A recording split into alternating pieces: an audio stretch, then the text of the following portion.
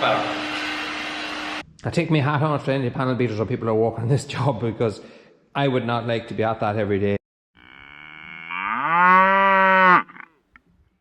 Hello everyone, welcome back to the channel.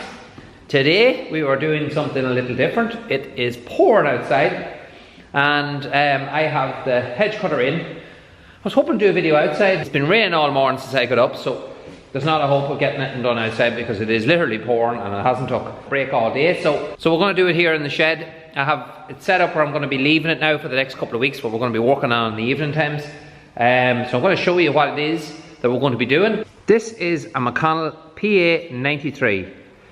I bought this in Clark's in Cavan back about 2 months ago.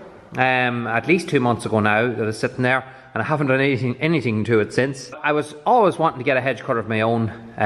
Really wanted one for years, and it was something I just kept putting on the long foot. But then this year I just decided I'd take the gamble and I would venture out and buy one for myself. So this one popped up on the internet and I've seen it on Clark's website, and it was the model that I was after because it's known for being very reliable and basic and straightforward, and nothing electronic that can really go wrong. So it's ideal for what I wanted it for.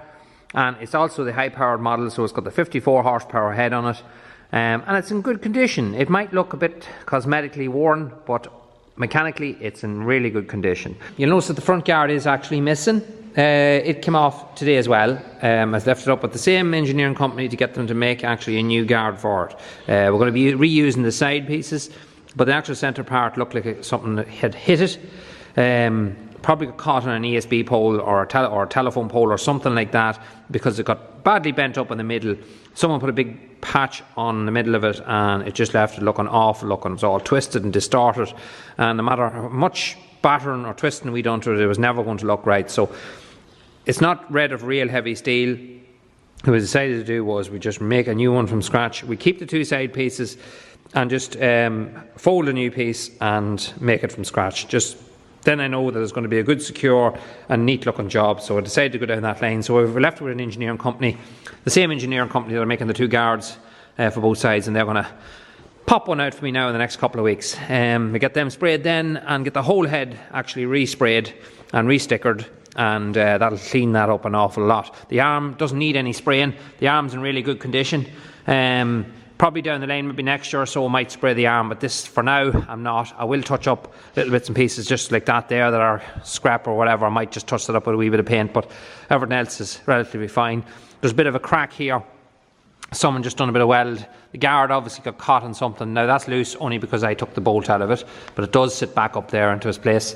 But that'll all, that's hidden behind the guard, so I mightn't have to touch it. I might just, I don't know, I might just tidy up the welds a wee bit and just put a bit of paint on it just to keep it a wee bit neater looking. And the pipes then will get all clipped back up into their place.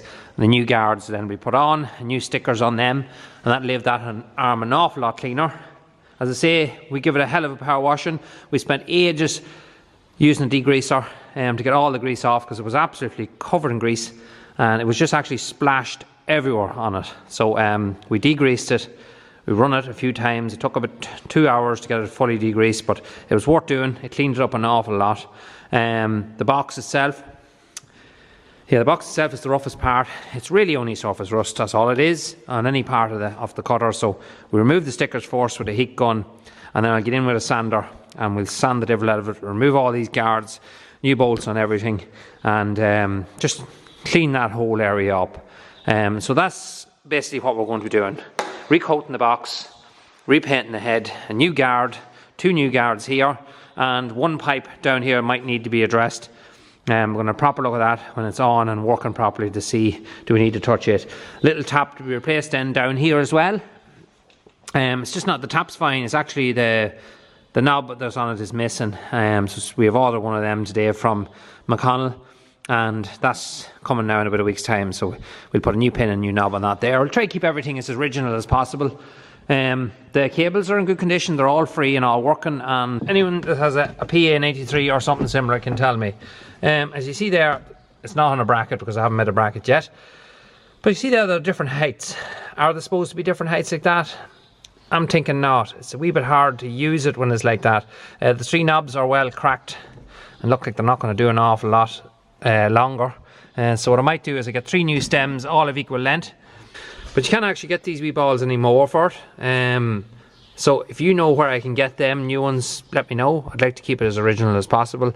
We'll paint up all this here. We'll make a new frame down here below the seat and bring it up through and fix that all up that is really secure, because I know it's important to have that really tight and really secure when it's in the tractor.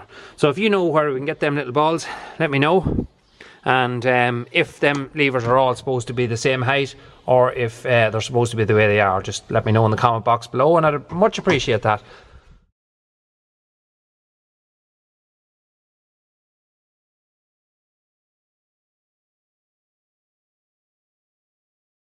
The stickers are coming off nicely, but they're leaving a bit of an out.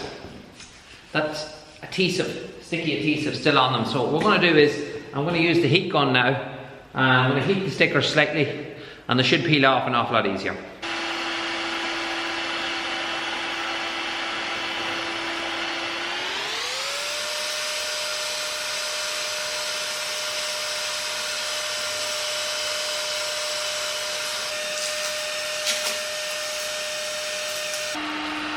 That's much better.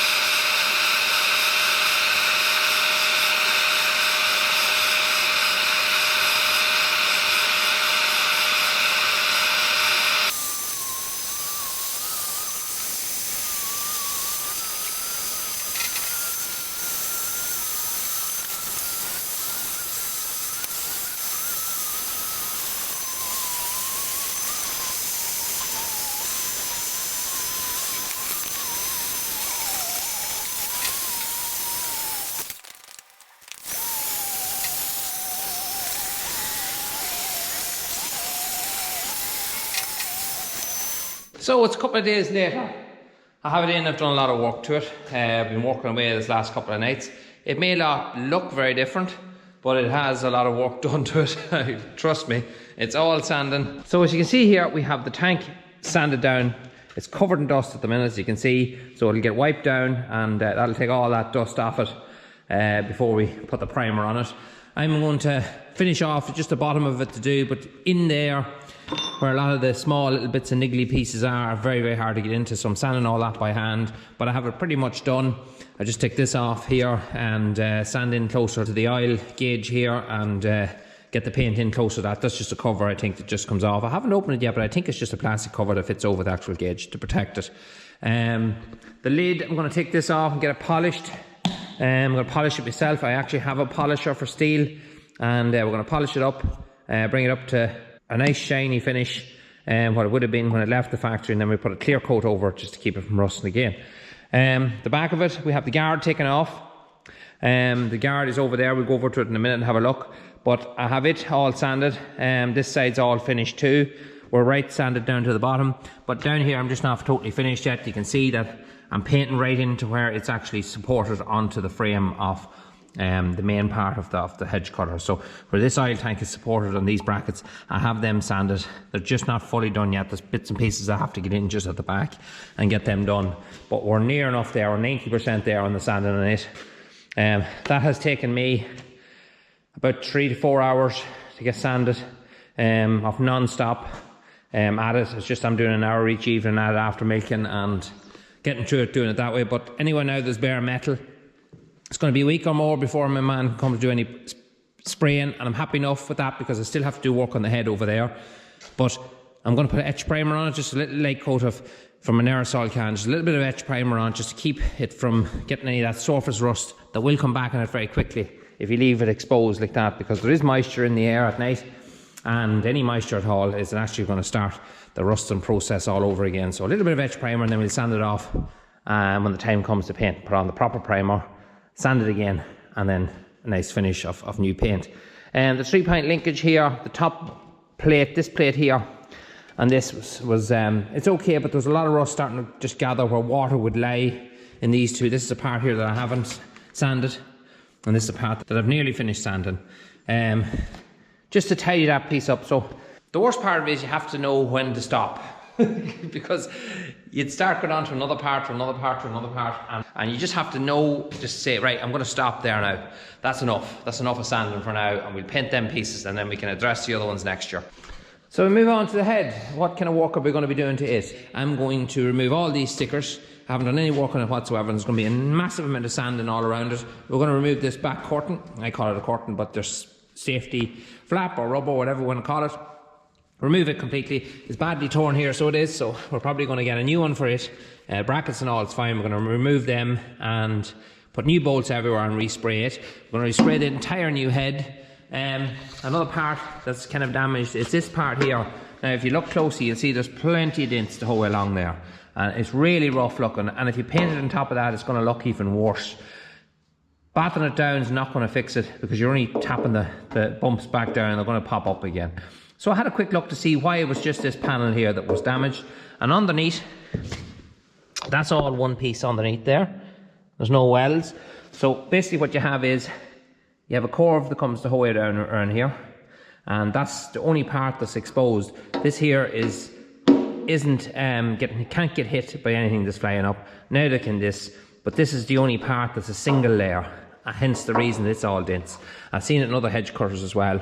So I got myself a little bit of 2mm sheeting here that I'm going to cut the size, and I'm going to put it on top of this, and I'm going to weld a new plate the whole way across this. I'm not going to cut that out, because if I cut that out, it's actually going to weaken it by doing that. So what I'm just going to do is I'm going to put a new plate on top. I'm going to weld a new plate nice and flat the whole way across. I'm good on my welds. I'm fairly confident as a welder, so it should be a nice tidy job. Then we'll sand the whole lot down. New coat of paint, new stickers, across the whole lot, and you'll never notice that it was done.